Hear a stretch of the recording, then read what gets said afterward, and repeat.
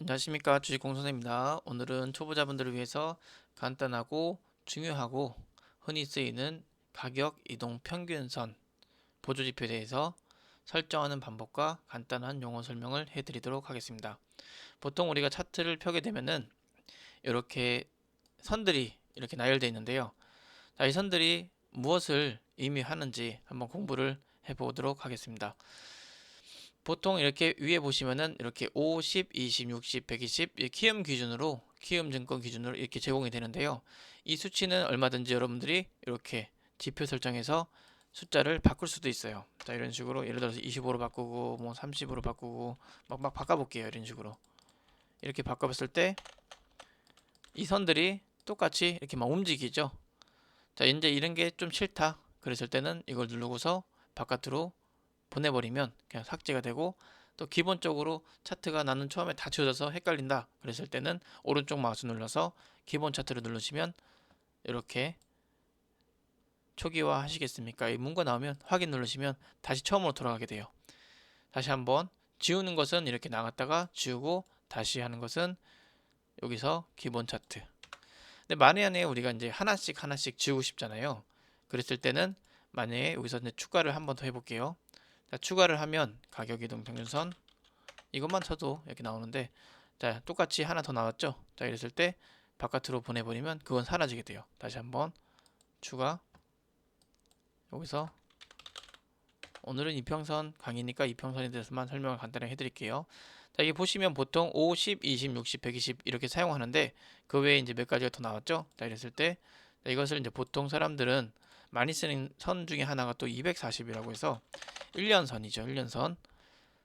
이거 누르고 나머지 라인 설정, 이건 지우는 거는 이것만 지우면 이렇게 나오겠죠. 그러고 나서 이 선만 조금 두껍게, 다른 색깔 선이 빨간 색깔 여러 가지 이렇게 있으니까 이거는 좀 다른 선으로 한번 해볼게요. 좀 두껍게 검은 색깔로 한번 해볼게요. 아니, 빨간 선으로 해볼까요? 아니, 빨간 선은 여기 있으니까 그냥 검은 선으로 한번 해볼게요. 자, 그럼 검은 선이 생겼는데 요거는 240개, 이 캔들이 240개의 캔들이 이렇게 만든 거예요. 여기서부터 쭉 그어보면은 여기서 이렇게 보시면은 240개 조금 더 가네요. 그쵸? 여기서 차트도 늘릴 때도 이렇게 늘리시면은 더 많은 화면 볼 수 있는데, 자, 여기서부터 쭉 늘리시면은 240개니까 한 이 정도 되겠네요. 자, 여기 있는 이 모든 캔들, 이 모든 캔들의 평균 값이 현재는 지금 여기 있는 거예요.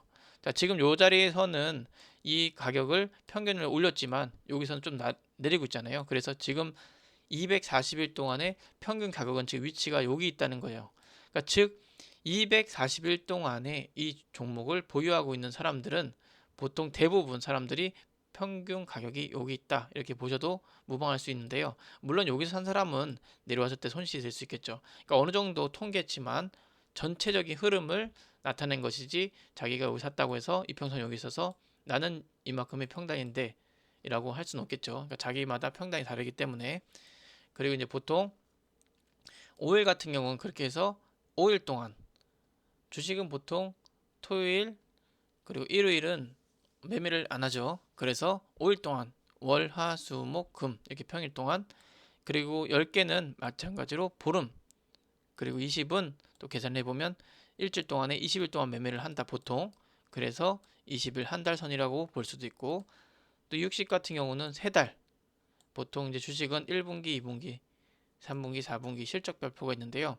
그래서 이제 분기선이라고도 하고, 120 같은 경우는 120개죠. 캔들이. 그래서 상반기, 후반기 이제 이런 식으로 나누고, 보통 이제 240은 이제 1년선이라고 보시면 되는데요. 이제 이러한 역할들은 종목마다 어느 정도 뭐 시총이나 그 테마주냐, 우량주냐, 실적주냐에 따라서 조금 흐름은 다를 수 있는데요. 보통 이렇게 용어 설명만 간단히 하자면 이렇게 이해를 하시면 될 것 같고요. 그리고 이제 여기서 하나 더 추가로 설명드리면, 보통 5일선이 가장 숫자가 작은, 어떻게 보면 좀 심리가 많이 흔들리는 선이기도 하고, 또 240 같은 경우는 묵직하게 이렇게 움직이는데, 보시면 5일선은 여기 보시면은 꼬불꼬불 이렇게 많이 움직이는 걸 볼 수 있는데요. 그만큼 많은 흔히 이제 개미들이 많이 보고서 매매하는 선이 이 급등주들이 이렇게 5일선이라고 보면 되는데요. 그러다 보니까 5일선 이탈하면 주가가 이렇게 큰 하락이 나오기도 하고, 또 5일선을 탔을 때는 상승일 때는 이렇게 큰 상승이 나오기도 하는 이런 장단점이 있는데, 이것은 이제 각자 자기가 어떻게 매매 성향에 따라서 어떻게 활용을 하느냐, 그런 차이가 있겠죠. 자, 보통 여기 보면은 이렇게 5일선이 아래로 내려오고 5일선이 아래로 내려오고, 그리고 나서 장기평선이라고 하는 이 두꺼운 선들이 위로 이렇게 반대로 꺾였을 때는 이건 역별이라 그래요. 다시 한번 5일선 숫자가 낮은 이런 숫자들이 아래 깔리고, 그리고 그 다음 11선이 깔리고, 이렇게 이거는 역별이라 그래요. 거꾸로 됐다 그래서 역별이고, 반대로 피라미드처럼 5일선이 가장 위에, 예를 들어서 이런 자리 5일선이 가장 위에 있고 그 다음 10, 20, 60 이런 식으로 내려왔을 때 여기가 비로소 정별이겠네요. 이 숫자까지 따졌을 때는. 근데 보통 단기적인 관점에서 때는 이 장기 이평선을 크게 보진 않는데요. 그래도 큰 흐름으로 봤을 때, 전체적으로 봤을 때는 아직까지는 여기는 정비열이 안 됐겠네요. 그렇죠? 120이 밑에 있으니까 이 자리가 정비열이 되겠네요. 이런 식으로.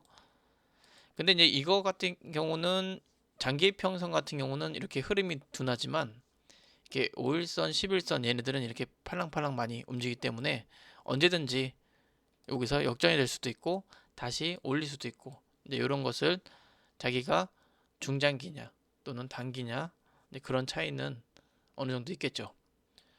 이렇게 보시면 되고요. 그러니까 정비열 같은 경우는 이런 구간이고 역비열은 이런 구간, 이렇게 보시면 되고, 어느 정도 여기 같은 경우는 행보 구간이라고 볼 수 있는데, 일단 오늘은 여러분들에게 간단하게 설명드린 것은 이 지표 설정하는 방법과, 그리고 그 역비열일 때는 하락의 힘이 강하기 때문에 계속 맞고 떨어지는 경향, 그리고 이제 정비열 같은 경우는 상승의 힘이 강하기 때문에 주가가 이런 구간이죠.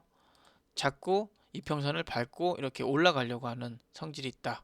그리고 반대로 역비율일 때는 이렇게 추세를 막고 자꾸 이렇게 내려오는 이런 성질이 있다. 이제 이 정도만 파악하시면 되고요.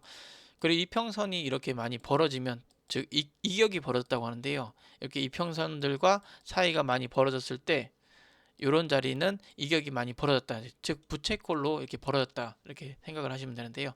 이런 자리가 오면 장기 평선과 멀어지거나 또는 단기적으로 캔들이 길어지면서, 또 이제 거래량이 터진다고 해서 무조건 좋은 건 아니지만 어쨌든 나쁘지도 않고 좋지도 않고, 그런 것은 자리에 따라서, 이렇게 많이 이평선이 벌어졌을 때는 주가가 다시 잡혀 내려올 수 있다. 이런 관점에서 보시면 될 것 같고요.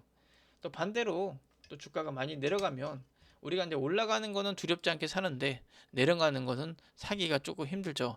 자, 반면에 똑같이 이것도 주가가 많이 벌어지면 또 다시 붙으려고 하는 성질이 있기 때문에 우리가 이것을 적절하게 이용을 해야지, 맹신하지 마시고 이런 게 있구나, 이 정도만 파악은 하시면 될 것 같습니다. 그리고 항상 이게 모르시는 거 있으면 언제든지 질문 주셔서 제 영상을 제작해서 기초 강의를 만들어 드릴 테니까 항상 언제든지 질문해 주시기 바랍니다. 감사합니다.